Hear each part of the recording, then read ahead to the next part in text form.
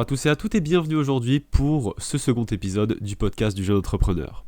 Aujourd'hui, nous accueillons Cédric Debac qui est fondateur du Puy de la Com, qui est basé à Clermont-Ferrand, expert en contenu B2B également sur LinkedIn. Il va nous partager son savoir et son expérience sur la plateforme. Vous allez voir des échanges très intéressants et j'espère qu'ils vous plairont. Bon visionnage. On commence par le positionnement sur LinkedIn, peut-être. Si c'est ce qui te vient à l'esprit, on commence par le positionnement. Bah, je trouve que c'est quand même un point important à aborder, surtout quand on débute. Mais tous les sujets sont importants, Clément.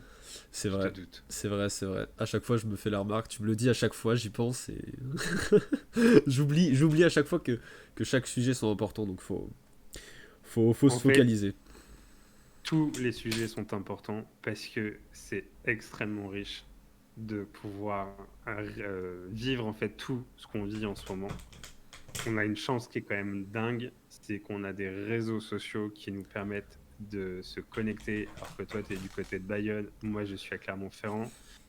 On a des réseaux sociaux textuels, on a des réseaux sociaux visuels, on a des réseaux sociaux par l'audio, si on peut aller sur le terrain des podcasts. Et du coup, aujourd'hui, on a une plétude d'outils qui nous permettent justement de pouvoir se positionner, de pouvoir se créer une vraie et une véritable image de marque ou personal branding ou marque personnelle comme vous le souhaitez. Et c'est ça qui en devient intéressant parce que, comme je le dis beaucoup, faut pas oublier que ces réseaux sociaux restent des outils, restent même des terrains de jeu. Et c'est ce qui en fait, la richesse de ce que c'est. Et ce qui est le plus important, et c'est ce qu'on est en train de faire entre nous, Clément, c'est avoir cette possibilité, grâce à ces outils digitaux, de pouvoir se connecter, de se parler beaucoup plus facilement C'est sûr, c'est qu'on sûr. pouvait le faire à l'époque. Et je rajouterais même quelque chose que je trouve aussi important dans ce que tu dis, c'est que à la fois euh, les outils digitaux ont énormément évolué, vis-à-vis de ça. Ça nous a permis aussi d'avoir un contact, comme tu l'as dit si bien, euh, à je sais plus combien, 500 kilomètres. On est environ entre Bayonne et Clermont, je n'ai aucune idée Hum. de la distance, environ 500 kilomètres. Mais ça nous a permis d'avoir un réel échange que j'aurais peut-être pas pu avoir dans ma région ou du moins dans ma ville. Parce qu'il n'y a pas trop d'entrepreneurs qui sont dans ce style-là, même je recherchais pas trop des gens là-dessus. Et c'est vrai que tu as raison. Je pense qu'il y a eu une connexion qui s'est faite. Et une connexion qui s'est faite au fur et à mesure, vu qu'on s'est trouvé sur LinkedIn. Et ensuite, ça s'est fait naturellement en fait. Ça s'est vraiment fait naturellement. C'est ça qui est intéressant, c'est que on a le sentiment que des personnes comme nous, ce serait difficile de les rencontrer dans la vraie vie. Je pense que c'est différent. Le... Déjà, déjà, si on veut mettre un petit peu de contexte par rapport à cette histoire, moi déjà étant quelqu'un d'introverti, quand je participe à des événements physiques, je vais en priorité vers les gens que je côtoie, que je connais. Mais les seules fois où j'arrive à aborder des gens qui ne me connaissent pas, c'est souvent quand c'est moi qui anime la conférence. Parce que du coup, le brise-glace a été fait par le fait que j'ai animé la conférence. C'est-à-dire que pour moi, c'est beaucoup plus simple. C'est drôle, hein, mais c'est quand même vachement plus simple pour moi de parler devant 200 personnes que de parler devant 2, voire 10 personnes. C'est pas du tout ça me demande pas du tout la même énergie, ça me demande pas du tout la même perception des choses.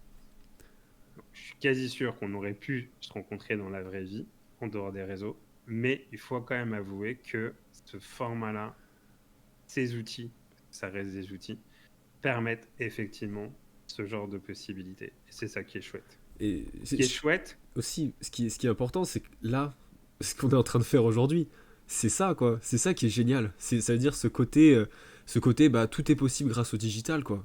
Aujourd'hui, on est en train d'avoir une discussion, on est en train de tourner ensemble un podcast.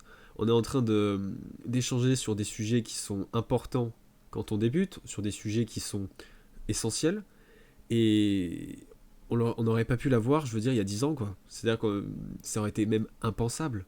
Impensable, il y a 10 ans, 10, 20 ans, etc., à l'ère d'Internet, au début d'Internet, ça a commencé par là, c'est sûr. Mais avant, ça prenait des jours. Ça prenait des jours. J'existais pas Alors, encore, c'est vrai. J'existais pas encore, c'est vrai. Je peux pas parler de ce que je n'ai pas vécu. Mais toi, par contre, je pense que tu peux parler par expérience. bah, de par expérience, j'ai un peu le sentiment que oui, j'ai un petit peu plus d'âge que toi. Donc, en fait, c'est rigolo parce que tu dis il y a 10 ans, mais en fait, il y a 10 ans, on communiquait d'une toute autre façon qu'on communique aujourd'hui. C'est-à-dire qu'il y a 10 ans, il y avait déjà Facebook, il y avait déjà Twitter, Hmm. LinkedIn beaucoup moins connu que maintenant. Et il faut savoir que LinkedIn est plus ancien des réseaux, hein. C'est pas J'étais même pas Facebook au courant. le plus âgé. Facebook a 15 ans, pour info. LinkedIn, donc Facebook a été créé en... Je vais pas être bon au niveau des dates, il faudrait que je vérifie avant, mais... Enfin bref, garde du principe, et tu garderas ça au Hmm. montage. Garde... LinkedIn est plus ancien que Facebook, Ok. mais dans l'usage populaire, c'est Facebook qui est plus connu. De par Il son y a 10 utilisation. ans, de par le fait qu'en fait, c'est le premier réseau social à être sorti de la sphère américaine, en Hmm. fait. Parce que, bon, avant, tu avais MySpace, Ok. mais tout le monde n'a pas connu MySpace. Et MySpace a quand même eu une fin un peu douloureuse, étant donné que la part sociale qu'ils avaient dans leur outil, ils l'ont complètement perdu Hmm. aujourd'hui, quoi. Je l'ai Oui, entendu. parce que l'outil... Je l'ai entendu, moi, le MySpace, tu me dis ça, j'ai l'impression que tu parles à quelque chose qui n'a même pas existé pour moi. C'est terrible de me dire qu'il y a Et... il y a une telle frontière, il y a une telle frontière entre deux décennies, quoi. Il y a eu vraiment 2 décennies, quoi. Et Hmm, je pense que même la frontière entre la première décennie, entre 2000 et 2010, la deuxième entre 2010 et 2020, et la troisième, celle qui est en train d'arriver, entre 2020 et 2020 et 2030, elle va être monstrueuse. L'apparition du digital alors, va, je pense, être omniprésente sur t'as partout. as juste oublié un petit 5 ans avant, voire même un petit 10 ans avant. Parce qu'en fait, tu vois, moi, par exemple, Internet, c'est arrivé à la maison en 97. Ok, j'étais pas né. Mais Internet, voilà. Internet est arrivé, je pense que c'est arrivé dans les mains du grand public aux alentours de 95. Ok, Mais si on va aller encore plus loin, Internet, ça fait plus de 40 ans que ça existe parce que c'est milliards. Il n'y a que à partir de 95, en tout cas en Europe, à vérifier si c'est la même date aux États-Unis, que c'est rendu public au grand public. ok, Donc moi, ça arrivait en 97 à la maison. Euh, En fait, là, ce que tu évoques, c'est ce qu'on appelle le Web 1, le Web 2, le Web 3, ou le Web 1.0, le Web 2.0 et le Web 3.0. Le Web 1, c'est l'échange de liens.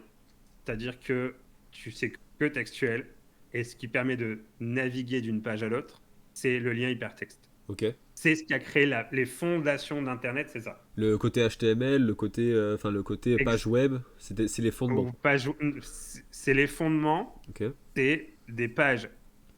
Pour faire même plus simple, vous imaginez une page Word, c'est du texte. ok, Et à l'intérieur de ce texte, on a réussi à mettre un lien texte vers du texte pour que deux pages puissent se connecter ensemble. ok. Ça, c'est le Web 1. C'est dingue quand même. Déjà, C'est ça. juste ça, c'est dingue. Juste ça. Donc ça a commencé, on va dire, à partir de 95 pour prendre cette date en exemple, en repère plutôt. Et ça a été comme ça jusqu'en euh, je dirais pas loin de début des années 2000. Ok, Mais en fait, si tu veux, à cette époque-là, on a vu émerger, bah, ça a été les forums, ça a été les chats classiques. Même moi, pour être simple, j'ai commencé à utiliser les chats de AOL, Donc, c'était les premiers fournisseurs d'Internet. Tu es au courant que je ne sais même pas ce que c'est. Aujourd'hui, C'est horrible, hein, mais c'est horrible enfin, je me dis, il y a eu deux mondes, mais comment ça se... mais il y a eu complètement de monde parce que, tu vois, tu parles à des personnes de ma génération, tu leur parles de Caramel, tu leur parles d'AOL, tu leur parles peut-être... Alors, MSN, ça doit vous Ça parler va, parce qu'il y a eu un ça moment où il va. y a eu une transition entre les deux. Mais voilà, c'est notre univers à nous. Si tu veux, la R5 de tes parents, s'ils ont eu une R5, quoi. Mais est-ce que Tu vois? enfin, avec ce que tu me dis, je suis en train de me rendre compte que c'est fou comment, dans l'histoire, d'une manière générale, dans l'histoire, les choses se perdent, mais tellement rapidement. Je veux dire, de 10 ans en 10 ans, si entre 10 ans dans ce que tu as vécu toi et 10 ans ce que j'ai vécu moi, je veux dire, enfin, s'il n'y avait pas eu les livres d'histoire, mais on ne saurait même pas comment font les anciennes générations. Ben, C'est affolant. C'est affolant. et c'est là où tu vois, tu mets un point qui pour moi devrait être important. C'est qu'on fait pas d'histoire de Internet. Alors moi, j'en fais dans mes cours Ok. parce qu'effectivement, c'est important à un moment donné de poser le cadre, de dire comment un petit peu les choses se sont créées. Mais donc voilà, donc ça c'est la base d'Internet, c'est ce Internet Ce par Web d'échange 1. de liens. Ce Web 1, du coup. Le Web 1. Ok. Le Web 2, c'est le Internet qui va être un peu plus social, parce qu'effectivement, c'est l'émergence des réseaux sociaux. Il y a juste la transition qui s'est faite entre les deux.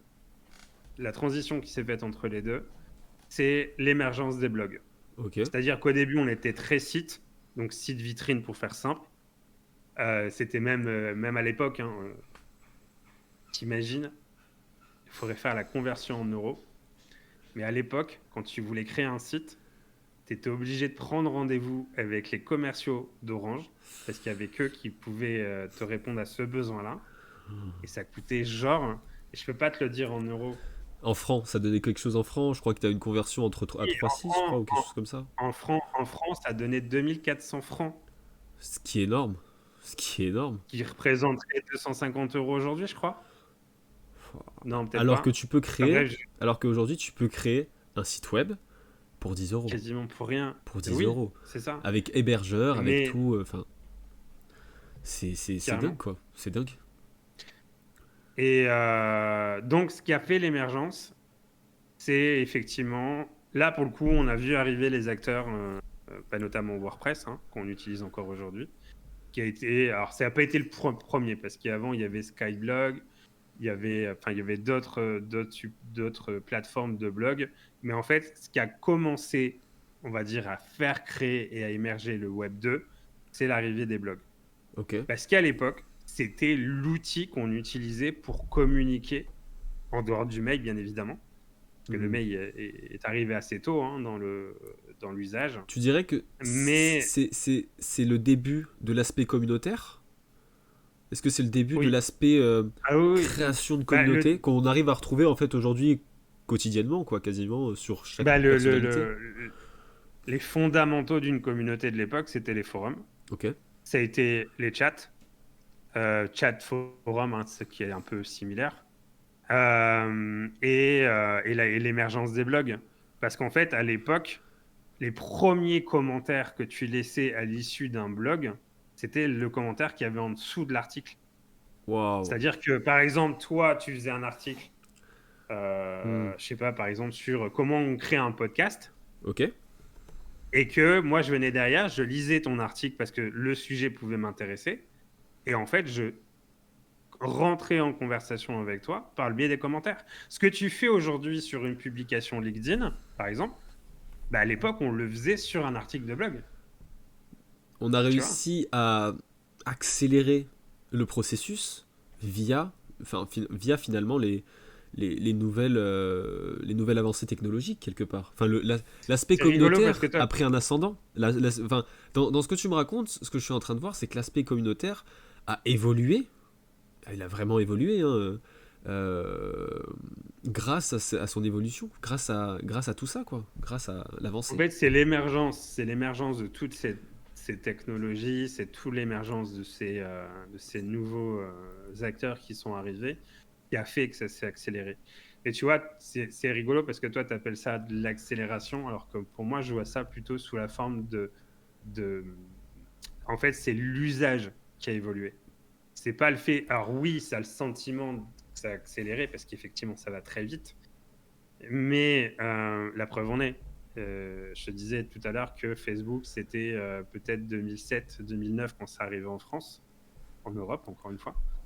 Là, on est quasiment 2023, 15-20 ans après, pas loin des 20 ans, où on est en train de se poser la question. Mais tu vois, cet après-midi, j'entends en stratégie digitale pour un client, et qu'est-ce qu'on fait de Facebook?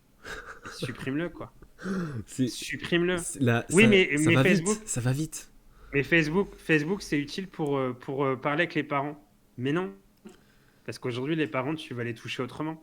Hmm. T'as pas besoin de Facebook. Enfin, honnêtement, moi, le premier, qui potentiellement peut avoir l'âge des parents des jeunes d'aujourd'hui, euh, sincèrement, je suis pas du tout sur Facebook. Et est-ce que tu sais que quand même, enfin, je rajoute à ce que tu viens de dire, est-ce que tu sais que Facebook vient de mettre en place l'équivalent de l'application Tinder dans ses fonctionnalités?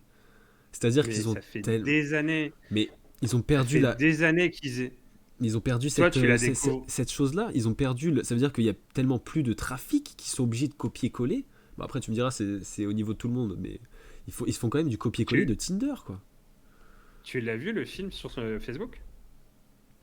Ça s'appelle comment déjà? C'est... The Network, Ouais, de il y a quelque Social chose derrière, mais Network. je sais plus. Ouais, je l'ai vu, Ouais, ouais, je l'ai vu, je l'ai vu. ok. Très intéressant. Bah, regarde-le à nouveau, Ok. parce qu'il y a un moment donné dans le film, on voit bien que ce qui fait l'émergence de Facebook, qu'est-ce qui fait que Facebook devient populaire? Exact. C'est parce que tu as besoin d'aller sur Facebook pour savoir si la jeune femme qui traverse le couloir de l'université, elle est célibataire ou pas. Hmm. C'est d'abord... C'est ce qui fait que c'est c'est ce qui fait que Facebook en devient populaire. Hmm. C'est que les gens se connectent entre eux pour savoir si tu es célibataire ou pas. Donc, la notion de relation sur Facebook, c'est parce qu'on en a fait un outil business aujourd'hui. Hmm. Mais à la base, Facebook, son utilité première, c'est la mise en relation entre les gens. Et notamment les gens qui fréquentent le même lieu sans se connaître. C'est l'émergence des sites de rencontres. Hmm. Moi, en 2010, quand j'ai fait mon tout premier projet de création d'entreprise avec un pote, à l'époque, il m'avait dit, mais Cédric, hors de question qu'on aille sur Facebook. C'est un site de rencontre. Non. Mais je te parle de ça en 2010. Moi, en 2010, j'avais déjà compris que Facebook, ça allait devenir un outil business pour les entreprises. Mais mon pote de l'époque, pour lui, non. Non, on fait pas du business sur Facebook. Il Tu vas sur manquait... business. Il manquait de vision? Tu vas sur... Mais complètement. Complètement. Quand je lui ai dit à cette époque-là, mais moi, moi, de mon côté, je manquais cruellement de maturité. Parce que je te parle de ça, j'avais 30 ans, quoi. Hmm. Et j'étais sur mon tout premier projet de création d'entreprise. Mais déjà, moi, en 2010, quand j'ai vu arriver Facebook et qu'il y avait déjà l'émergence des blogs que j'avais déjà commencé à exploiter avant de le rejoindre, pour moi, c'était la suite logique. Un business, quel qu'il soit, il ne peut pas fonctionner s'il n'y a pas de relation humaine entre les deux entités. Et, Tu vois? et ça veut dire Et que... encore plus aujourd'hui. Et ça veut dire que tu dirais où elle est la force de LinkedIn justement par rapport et vis-à-vis de ça aujourd'hui, parce qu'on a réussi à décaler en fait le côté Facebook, Meta, etc. On a décalé ça en fait sur LinkedIn. Mais comment, pourquoi? En fait, pourquoi? Parce que Facebook s'est éloigné volontairement pour une question de business. Parce que comme je te l'ai dit tout à l'heure, l'argent appelle l'argent. Facebook s'est éloigné de... En fait, si tu reprends le film, au tout départ, Zuckerberg, il ne voulait pas de pub. Il voulait pas ça. Il savait, déjà dans le film, il le dit à plusieurs reprises, on ne sait pas ce que c'est Facebook. On ne sait pas ce que ce sera Facebook demain. Je sais pas où il en est aujourd'hui dans cette manière de penser, mais c'est ce qu'il disait à l'époque. Pour moi, pourquoi ça en fait la différence et pourquoi les autres réseaux sociaux doivent être prudents avec ça, c'est que en fait, Facebook, ils ont perdu pourquoi à la base ils se sont créés, du moment qu'ils ont inclus la publicité. Oui, c'est évident qu'à l'époque, les entreprises sont arrivées, les espaces publicitaires sont arrivés, et c'est ce qui fait qu'aujourd'hui, je pense que les autres réseaux sociaux ont appris de ça, de Facebook. Ok. Donc, ce qui fait qu'on ne le perçoit pas de la même façon. Cependant, qu'est-ce qui fait qu'aujourd'hui, on s'éloigne de Facebook? Parce que pour moi, Facebook a quelque chose que les autres arrivent peut-être un peu plus à mieux maîtriser. C'est que Facebook, ce qui a fait que ça a dégagé une image négative comme on le perçoit aujourd'hui, c'est toute cette violence en termes de communication journalistique qu'on peut percevoir sur le réseau. Ok. C'est-à-dire que si tu vas sur ton fil d'actualité de Facebook, déjà, tu dois avoir une publicité tous les 5 posts. Exact. Tu dois principalement avoir que... Moi, aujourd'hui, si je vais sur mon fil Facebook, je vois que des posts presse. Ça doit faire un mois que j'ai pas Rien ouvert. d'autre. Ça doit faire un, Oui, deux oui, mois, mais 3 moi, mois c'est que j'ai pas pareil. ouvert Facebook. Mais je m'en fiche. Je m'en fiche totalement, quoi. C'est ça, c'est Ah. pareil. Pareil. Donc, en fait, les gens, je pense que pour moi, les gens aujourd'hui se sont dit, OK, je vais choisir le réseau social avec lequel je suis plus en valeur, avec lequel je suis plus aligné. Mhm. Tu vois, si on résume un peu ça, LinkedIn, pour moi, c'est le réseau social où tu peux avoir des vraies conversations philosophiques, culturelles, économie, techniques. On va être plutôt sur de la sphère, tu vois, à la limite, on pourrait penser que il y a une certaine élite dans le Mm. pays qui ont accès à ce savoir-là. Ok. Oui, c'est vrai. Et ben cette élite-là, c'est LinkedIn aujourd'hui. Et tu peux en faire partie. C'est ça qui est la différence. Ok. TikTok, pour moi, c'est le réseau social où à la fois tu as envie d'être vu, mais en même temps, tu peux apprendre des choses avec TikTok. Mais est-ce que, du C'est- coup, ton positionnement ne doit pas être le même à la fois sur TikTok et à la fois sur LinkedIn? Parce que tu cherches quand même En fait, un peu les deux, en soi. Être vu, c'est l'objectif, malgré tout, à la fin. oui, mais TikTok, faut pas oublier que ça a une couche de divertissement. Exact. LinkedIn, tu vas pas sur LinkedIn pour te divertir. En tout cas, tu vas pas pour la même façon te divertir. Parce que si tu lis une publication qui culturellement t'apprend des choses sur LinkedIn, tu vas te divertir. Parce que le divertissement n'est pas obligé d'être associé à de l'amusement. C'est vrai. Tu vois. On l'oublie souvent. Par contre, tu vois, oui, bien sûr. Lire un Mais livre, regarde, moi, lire un livre, c'est du divertissement. C'est du exactement. divertissement. On ne le pense pas, mais c'est du divertissement. Tu vois, moi, par exemple, si je vais sur TikTok aujourd'hui et si je regarde mon fil d'actualité, tu as quoi? Recettes de cuisine, des extraits de conférences en lien avec le dev perso, et j'ai un gars, j'ai sauté le pas pour aller voir sa chaîne YouTube, donc du coup, je suis tombé sur ses toutes premières vidéos. C'est un gars, je sais pas si tu le suis, j'ai pas son nom tout de suite, mais il parle beaucoup de tout ce qui est les planètes. L'astrologie comment il s'appelle Non, non, l'astronomie plutôt. Ah, oui, Parce pardon, que l'astrologie, l'astronomie plutôt. Ouais, l'astronomie, pardon, excuse-moi. Et je te chercherai son nom après si tu veux. Ok, non mais t'en fais pas, histoire Et qu'on évoque comme ça. Hmm. c'est Zébron quelque chose comme ça. Ok. Je sais pas si ça te parle. Bah alors, Et en je connais, gros, je vois à peu près de quoi ça va parler, mais je vois pas ce qu'il fait. Je connais pas, en mais fait, je vois. le mec, il est sur un fond blanc. Il a souvent une lumière rose-violette derrière lui. Il est face cam. Il va te parler d'une voix extrêmement posée. Et il te fait un. En fait, il fait de la. Je crois que Visualisation. c'est le terme. Non, oui, mais en fait, il te simplifie, il te fait de la vulgarisation, c'est ça que je cherchais. Ok.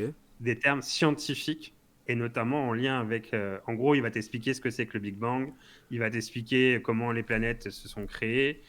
Tu vois, il va vraiment aborder des sujets parce qu'honnêtement, ces vidéos-là, quand tu les regardes sur YouTube, tu vas tomber sur des vidéos qui datent d'il y a 10 ans derrière. Hmm. Lui, il est capable de te les remettre un peu à l'ordre du jour et en plus de ça, voilà. Et je suis retombé sur je suis allé sur sa chaîne YouTube et ce qui est drôle, c'est que tu vois ses débuts. Tu sais, on fait souvent la comparaison. Putain, mais j'aimerais trop aujourd'hui faire des Hmm. vidéos comme telle personne, comme telle personne. Mais avant de te dire ça, va voir ses premières vidéos. On est choqué. On est Et en souvent fait, choqué. eh oui, mais bien évidemment, bien Mais oui, évidemment mais ça. oui, mais oui. Et on s'éloigne un peu du sujet. Donc, TikTok, c'est du divertissement, mais ça peut être aussi du divertissement culturel. Disons que ça va plutôt être des sujets un peu plus personnels que Ok. je vais aller chercher sur TikTok. Hmm. C'est pas, et tu vois, je pourrais éventuellement suivre des personnes qui vont parler de marketing, qui vont parler de LinkedIn sur TikTok, mais Hmm. à la limite, ça, je préfère aller le voir sur YouTube, voire même carrément sur LinkedIn. Mais pour moi, TikTok, c'est plutôt de la culture. Oh, on pourrait dire ça. C'est un peu de la culture générale Ok. sur des sujets précis, mais c'est plutôt de la culture générale que je vais chercher sur TikTok. Hmm. Mais tu vois, finalement, tu l'as trouvé cette chaîne grâce à. Comment t'es passé à l'action? C'est grâce au réseau que tu t'es développé sur LinkedIn, vu que t'as cherché ou t'as. Ben, tu parles de TikTok? Ouais, c'est ça. La fameuse personne au niveau de l'astrologie, tu l'as Ah, trouvée ben en fait, parce que j'ai scrollé sur les pourtours et tu l'as trouvée. et qu'en fait, il y a un moment donné, il est passé dans mon fil d'actualité Et t'as passé le pas. et que j'ai passé le pas parce que moi, mais c'est pareil. T'as pas encore eu cette expérience parce que tu n'es pas encore venu à Clermont. Exact. Mais comme je le disais, mais moi, ça fait 5-6 ans que je suis ici maintenant, mais je suis un vrai guide touristique. Parce que ça me plaît. Je pourrais te parler pendant des heures, je pourrais te parler du fonctionnement de la chaîne des puits qui sont là, des volcans. Hmm. Dis-toi que pendant le premier confinement, par le fait qu'il n'y avait personne dehors, c'est la première fois, parce qu'on est sur écoute hein, clairement. Il faut savoir que, attends que je te dis pas de conneries, donc la rue non, qui est là, juste derrière moi, la rue qui est juste derrière moi, il y a à 16 km sous le trottoir, 16 km en dessous du trottoir, il y a une coulée de lave. D'accord, c'est rassurant. Là, juste en dessous, quoi. Oui, c'est très rassurant. Mais Quelque part, c'est rassurant, quoi. C'est génial. Tu te dis qu'à tout moment, bah, le volcan peut rentrer en éruption. c'est pour Hmm. ça qu'à Clermont-Ferrand, on est surveillé. Donc déjà, c'est rassurant. Et lors du premier confinement, vu qu'il n'y avait aucune activité extérieure, c'est la première fois où ils ont pu écouter la Terre. Génial. Ils ont pu écouter C'est les volcans. génial. Et ils se sont aperçus, chose qu'on ne perçoit pas quand il y a la vie quotidienne, et ben en fait, ça bouge en dessous. En fait, il y a des micro-tremblements de terre qu'on ne perçoit pas. Ils les ont perçus parce qu'effectivement, l'activité s'est arrêtée, Hmm. mais ils ne sentaient pas plus que ça parce que justement, le bruit ambiant fait qu'on ne l'entend pas. Mais je trouve ça vachement passionnant. Mais tu vois, parce que toi, tu t'es intéressé à ça. T'as eu de la curiosité. Oui, Et tu dirais qu'il faut être curieux tout le temps? Tu dirais mais carrément. qu'il faut être curieux sur n'importe quel sujet?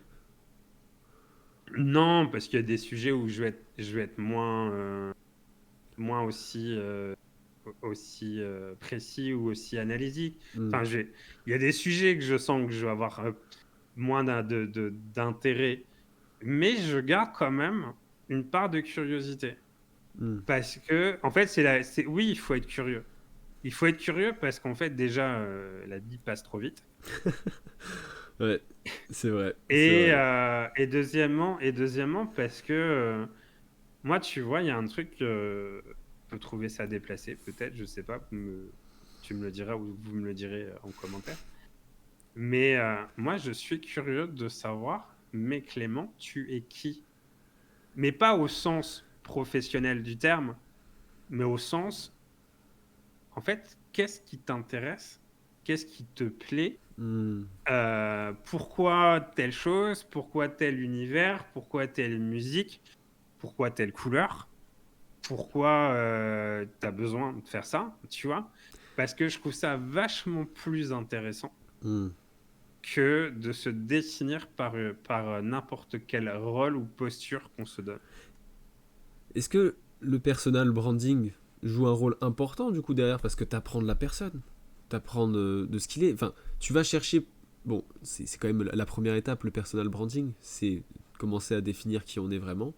Et après, c'est d'aller plus loin, de creuser, d'avoir des échanges comme toi et moi on a aujourd'hui, qui sont à la fois constructifs.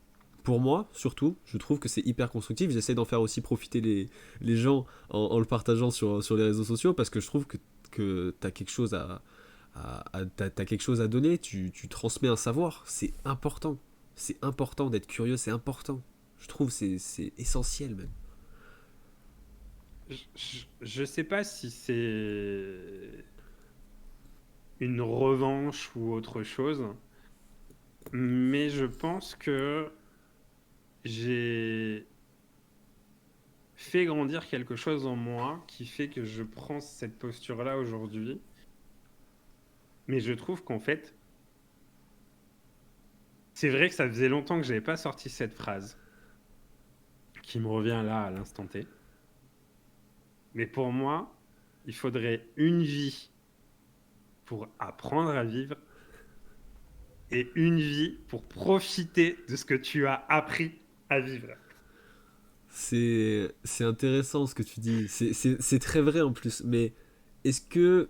Parce que tu es obligé de trouver un équilibre. Le principe d'équilibre, il vient dans ce que tu viens de dire. C'est-à-dire qu'il faut à la fois profiter de ce qu'on a appris et aussi apprendre.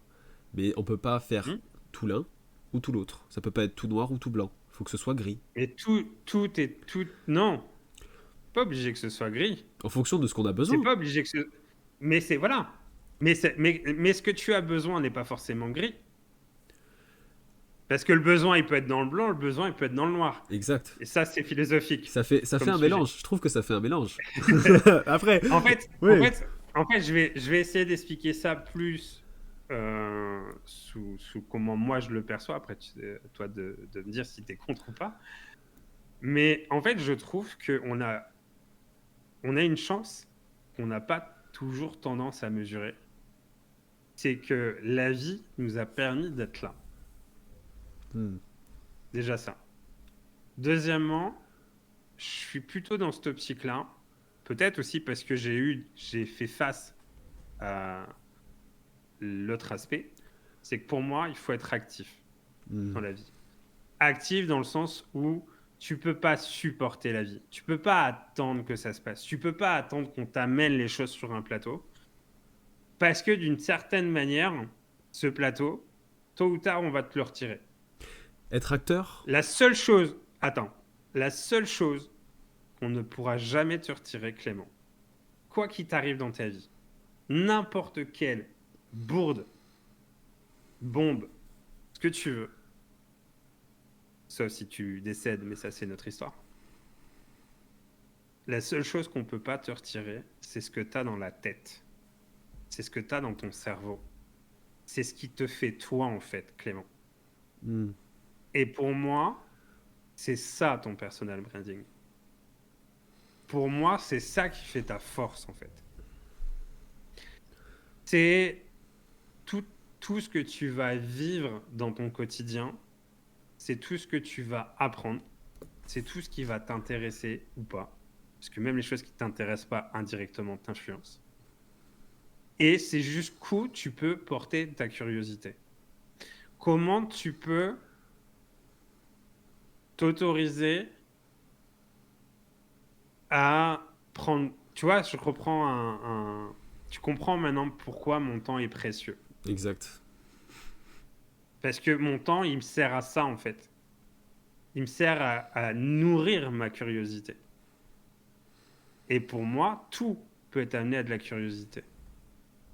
Et être curieux ne veut pas dire... comment dire ça? Être curieux, ça ne veut pas dire... Tu vois, moi, gamin, on me disait souvent... je sais plus la phrase exacte qu'on pouvait me dire, mais... ouais, t'es trop curieux. Enfin, t'as pas... En gros, c'est limite mal d'être curieux. Mais j'ai plus la phrase exacte qu'on aurait pu me dire à cette époque-là. Je dirais qu'il y a une limite Mais à la curiosité, quand même. non, en fait, t'es pas obligé. Tu peux être curieux, mais t'es pas obligé d'être malsain. Voilà, c'est C'est à ça. toi de savoir où C'est tu ça. mets ta limite, en fait, Clément. Hmm. Tu vois, à la limite, moi, quand je veux, je sais que, regarde, si j'ai envie de savoir quelque chose te concernant, la première chose que je vais faire déjà, c'est de te demander l'autorisation. Est-ce que tu m'autorises à te poser une question limite indiscrète? Mhm. Si tu me dis non, je te respecte, je ne vais pas poser ma question. Si tu me dis oui, je vais formuler ma question. Hmm. Ce qui ne veut pas dire que je suis pas obligé d'arriver de but en blanc en te disant Clément, combien tu gagnes? Tu vas me dire, écoute Cédric, t'es bien sympa, mais en gros, j'ai pas envie de t'en parler, quoi. Hmm. Ok, c'est entendable. Si maintenant je te dis, Clément, est-ce que je peux être sincère avec toi? Tu vas me dire oui. Moi, tu vois, aujourd'hui, je gagne tant. Est-ce que tu m'autorises à me répondre? Et à la limite, je pourrais même dire, libre à toi de me répondre. Moi, j'ai joué la carte de la transparence. À toi de jouer la carte de la transparence. Et en fait, c'est là où je viens te dire que tu peux être curieux. C'est tout dépend comment tu formules ta question. C'est la morale. C'est la bonne morale et t'as raison parce que même au niveau, alors ça a d'autant plus d'importance sur également les posts LinkedIn. Euh, Hmm. je le sens vraiment là-dedans. C'est quand tu fais des phrases, ce que toi t'as voulu mettre à l'intérieur, c'est pas toujours ce que les autres comprennent. Hmm. D'où l'importance de est-ce que mon message est bien passé sans être trop euh, audacieux, sans être trop violent, sans être trop bourrage de crâne. Et c'est le message qu'on veut faire passer. Donc la forme, t'as raison, est tellement importante. Elle est tellement importante. Et là, tu touches un point qui est encore plus intéressant sur LinkedIn. J'ai failli en faire un post. Je le ferai peut-être un jour. Mais en fait, tu as touché un point qui est intéressant, surtout sur LinkedIn. C'est que non, Clément, je ne lirai jamais un message comme toi, tu veux me le faire passer. Pourquoi? C'est pas parce que c'est toi, hein. C'est pas parce que c'est moi. C'est que je suis fait avec mes propres croyances. Je suis fait avec mon propre jugement. Je suis fait tel que je me suis construit en fait. Tu vois, j'allais dire dans la vraie vie, mais on est toujours dans la vraie vie. Exact. Pour moi, on est le reflet de l'un l'autre. Alors je sais pas si ça marche à écran interposé, mais en soi, quand on discute avec quelqu'un, on a souvent tendance à fonctionner en mode effet miroir. Sauf que quand toi, tu écris quelque chose, bien évidemment, tu vas mettre toute ton intention parce que tu Exact. veux soigner ton message, tu veux donner le meilleur parce que, en fait, c'est tellement vrai. Pourquoi à ton avis, tu mets autant d'attention derrière un message? Pourquoi, quand on écrit un post LinkedIn, on se met autant de pression? Parce que c'est l'image qu'on veut renvoyer aux autres. À la fois, C'est beaucoup, dans un c'est premier beaucoup temps, plus simple que ça. Mhm. et dans un deuxième temps, je pense que moi, quand tu me poses la question, c'est ce que quelque part les autres vont quand même penser de moi. Enfin, je Il y vois a une ça comme part de ça. jugement, il y a une Je vois ça comme phase, ça. je l'entends, mais c'est beaucoup plus simple que ça. En fait, on cherche tous, sans exception, à être accepté des autres. C'est très vrai. C'est très très vrai. Le livre que tu as lu aussi euh, Tribu, le fameux Hmm. livre Tribu. C'est être accepté dans la tribu, être accepté dans la communauté. Je pense que ça prend son En sens. fait, ça prend entièrement son sens parce qu'en fait, on est. Je- je- tu vois comment je réfléchis mes mots à ne pas dénaturer ce que j'ai envie de dire parce que j'ai pas envie de transformer ce débat en débat politique. Non, il n'y a pas besoin. Mais en fait, il n'y a pas besoin, il y a pas besoin. Mais en fait, ce qui se passe, c'est que je pense qu'on est tellement arrivé dans une société hyper codifiée que, étrangement, et le plus étrange que ça peut paraître, les réseaux sociaux nous permettent de décodifier ce que la société nous impose à se codifier. Hmm.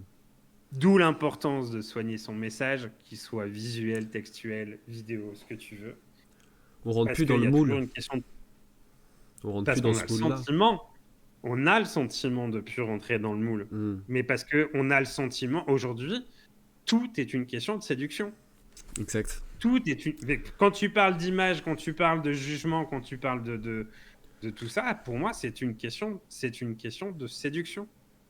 En fait, de manière consciente ou de manière inconsciente, je cherche à avoir ton aval. Tu cherches à avoir mon aval. Donc oui, c'est une question d'acceptation. Parce que moi, je l'ai vécu il y a pas si longtemps que ça, où j'ai fait une publication, pareil, comme toi. Je mets tout le meilleur de moi. Je mets même des choses très personnelles à l'intérieur. Et très étrange. Et pourtant, c'est une personne qui, quand tu lis son profil LinkedIn, se présente comme un coach de vie, donc quelqu'un qui est censé être proche de l'humain, qui s'est autorisé, mais ça m'a fait rire. Quand j'ai lu son commentaire, ça m'a fait très rire. Qui s'est autorisé à dire que mais c'était de l'arrogance. Waouh. Donc en fait, quand toi, tu as le sentiment d'être authentique dans ta publication, pour les autres, c'est de l'arrogance. Et Hmm. quand tu as des gens qui te disent mais les meilleurs posts LinkedIn qui fonctionnent, c'est des posts authentiques, toi, tu le perçois comme de la... Enfin, toi, je dis pas que c'est ton cas, toi personnellement, mais il y a des gens qui vont le percevoir comme de l'arrogance. Hmm. Je vois. Le message. Donc maintenant que tu sais ça, Hmm. vas-y.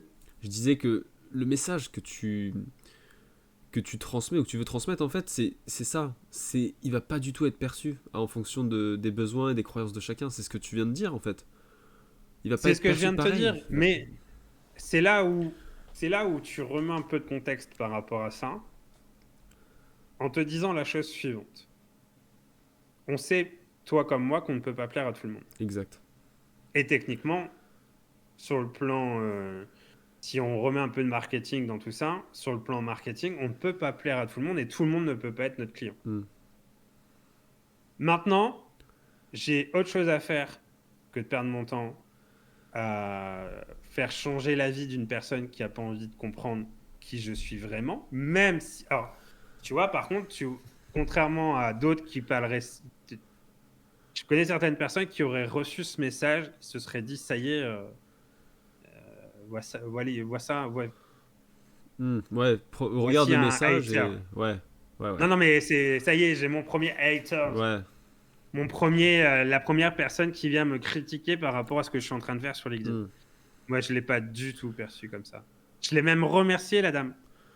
Je lui ai dit, mais c'est hyper pertinent comme commentaire. C'est Parce qu'en constructif. fait, mais un, c'est constructif, mais de deux, c'est même moi qui me suis dit, mais en fait, j'ai beau faire tout ce que je veux, ça peut être perçu comme de l'arrogance. Tu vois? Alors que non, ce n'était pas de l'arrogance, c'était de la sincérité. De dire, vous voyez, moi, Cédric Debac, je suis dyslexique, je suis comme ça, je fonctionne comme ça, je suis dans la... Enfin, tu vois, oui, mon texte, c'était que du je. Et tu t'es battu. Mais Mais je me tu te suis bats battu. grâce à ça. C'est aujourd'hui, tu te bats avec tes forces et tes faiblesses. Et je veux dire, tu es en train de. L'image que tu renvoies, que moi j'arrive à percevoir, c'est que l'image que tu renvoies euh, aux autres, c'est moi je le perçois comme ça. C'est-à-dire que c'est ma perception. Je vois que t'es un battant. Est-ce que les Mais parce autres, que peut-être, vont penser que toi, t'es un loser? C'est une perception qui est propre à chacun. C'est propre à chacun. tu, tu vois, ce matin, j'ai publié le fameux carrousel que tu as vu, parce que ça a été mentionné, Exact. et tu as remarqué que j'ai fait le choix volontaire, assumé, d'avoir fait un carrousel que avec des hommes. Parce que oui, ceux qui me suivent aujourd'hui, ils ne le savent pas, mais j'ai déjà fait une publication en mettant en avant des femmes que j'ai rencontrées grâce à LinkedIn. Et là, ce matin, je l'évoque juste comme ça, mais c'est plus pour rebondir sur comment les gens peuvent effectivement te percevoir. Et il y a des gens qui ont interprété le carrousel comme si j'étais quelqu'un de misogyne. C'est, Alors que je ne le suis pas. c'est Mais je ne le suis terrible. pas C'est du tout. terrible. Mais pourquoi? Parce qu'encore une fois, on est sur de l'instantanéité. Et la preuve en est, c'est que dans les commentaires, il y a une des femmes que j'ai mentionnée dans mon... Alors certes, mon carrousel il date de peut-être il y a 1 an, hein, voire peut-être 2, quand je l'ai fait. Ok, il s'est passé du temps entre les deux. J'en referai un, s'il faut en refaire un de carrousel en mettant en avant des femmes, il n'y a aucun problème avec ça. En fait, ce que je veux surtout te dire, c'est que les gens agissent dans l'instantanéité. Personne prend du recul. En fait, tu le vois, les seules personnes qui prennent du recul par rapport à ce que tu dis, c'est ceux qui vont vraiment te faire un vrai commentaire. C'est-à-dire, pour moi, un vrai commentaire, c'est déjà qui dépasse une phrase, Hmm. voire même 2 lignes, et voire même un paragraphe entier, tu vois. C'est-à-dire que la personne prend le temps de commenter ton post. Si tu vois qu'il y a quelqu'un qui a pris ce temps-là, c'est bien parce que cette personne a lu ton commentaire, enfin Hmm. ta publication. Ce que je veux surtout remettre dans le contexte, c'est ce que tu disais au préalable, c'est que ce qui a été publié la semaine dernière, c'est déjà oublié. C'est clair. C'est clair. Et ça, c'est le plus important à garder en tête. C'est pour ça que probablement ça va être ma décision au fur et à mesure qu'on va avancer sur LinkedIn, parce que pour l'instant, je ne touche pas à ce qui est en place parce que je suis ma propre trajectoire, comme je l'ai toujours décidé. Mais il est possible que dans un futur proche, j'utilise un format que j'utilise très peu sur LinkedIn, justement pour aborder des sujets plus personnels. Parce que, en tout cas, ça c'est certain, on va rarement, sauf si tu dis des grosses conneries, mais on va rarement te critiquer sur ton expertise, même si on peut toujours l'approfondir. Mais c'est plus facile de te critiquer sur des choses qui sont critiquables, Hmm. notamment porter un jugement. Mais tout dépend, après, il y a quand même des sujets. Je sais que j'ai eu la réflexion d'ailleurs il n'y a pas très longtemps là-dessus. euh, des sujets qui sont clivants. C'est important ça, des sujets qui créent la discorde et qui créent deux équipes. La politique est un sujet clivant. Le, les personnalités sont des sujets clivants. Enfin, je trouve que ça divise. Ça divise. Mais sauf que moi, aujourd'hui, je ne cherche pas à diviser. Hmm. Moi, aujourd'hui, je cherche à fédérer. J'ai vécu une période comme ça sur LinkedIn parce qu'il y a des créateurs de contenu à l'époque qui étaient vachement dans le clivage. Du coup, c'était un petit peu la norme de l'époque. On s'est dit, ça y est, il faut être dans le clivage pour être populaire. Mais c'était pas moi. Moi, je suis naturellement pas quelqu'un qui va... Alors, peut-être que c'est pour ça que je fais pas de politique, hein. Mais oui, je n'aime pas le conflit. Oui, je n'aime pas des sujets qui vont plutôt me mettre plus mal à l'aise, parce que ça m'a mis mal à l'aise au final. Hmm. Pourtant, mon post de ce matin, il partait d'une très bonne attention, mais ça m'a un peu mis mal à l'aise, parce qu'au final, oui, j'ai pas mis de femme dans ce carrousel-là de ce matin, mais il n'y avait rien de dramatique en soi. Non. Mais voilà, c'est de l'interprétation, c'est sur de l'instant T, Et ce qui est et drôle, c'est ça qu'il faut c'est que balancer. moi, j'ai même pas fait le enfin, j'ai même pas prêté attention à ça. C'est-à-dire que j'ai même pas fait gaffe. Est-ce que toi, En fait, c'est une affaire quelque part de détail. Je sais pas si c'est une affaire de détail, mais ce que toi tu perçois, Je- moi je m'en fiche totalement quelque part. Je veux J'ai dire, envie. si je l'ai pas vu, je t'ai pas fait la remarque, j'ai pas. Bon, en fait, qu'est-ce que tu dirais finalement? C'est quoi la morale à retenir de notre interview, de tout ce qu'on a pu échanger? C'est quoi la morale? Quel est le conseil que tu pourrais donner aussi aux jeunes qui souhaitent se Je, lancer sur les réseaux? je donne, je donne pas de conseils, je les vends. Voilà, ça c'est dit. Ça c'est Tu le fait. gardes ou pas, tu le gardes ou pas, c'est toi qui décides. Ouais, je vais le garder. Non, mais c'est vrai, je te donne pas de conseils, je les vends. Et la morale de l'histoire, en fait, c'est déjà soyez vous-même. Par rapport à ta génération, Clément, faites-vous confiance.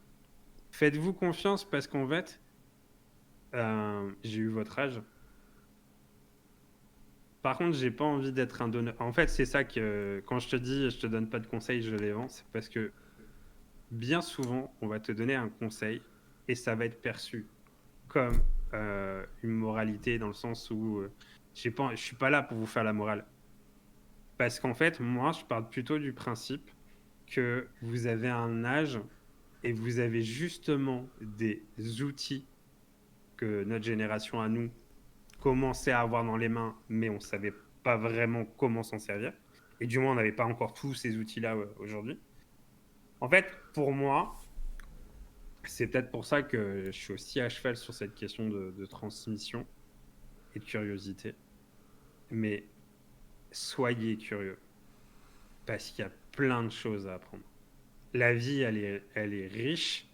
La vie, elle est beaucoup plus belle qu'on ne nous le fait croire. Et en fait, tout, même le plus douloureux, même le plus dégueulasse, il y a quelque chose à apprendre derrière. Hmm. Même si là, vous avez le sentiment... Tu vois, je finirai sur ça. Ça m'a fait beaucoup de bien la semaine dernière de m'autoriser à me prendre une semaine pour moi. C'est même pas une question de vacances, c'est même pas une question de... J'ai volontairement pas mis une semaine de vacances. Je me suis pris une semaine pour moi. Hmm. Vous voyez la différence? Tu prends-toi une semaine pour toi. Quoi qu'il t'arrive dans ta vie aujourd'hui, si tu peux te le permettre et tu vas te le permettre, prends-toi une semaine pour toi. Ça change beaucoup de choses dans la perception de ce qui se passe à l'instant T. Hmm. Je te remercie beaucoup Cédric d'avoir participé à ce deuxième épisode du podcast du jeune entrepreneur. Euh, Merci de t'être rendu disponible et d'avoir partagé ton savoir, ta connaissance et ton avis aussi sur le sujet. Ben écoute, merci à toi Clément de m'avoir invité et au plaisir de discuter avec toi. Yes, avec grand plaisir. Allez. Merci Cédric.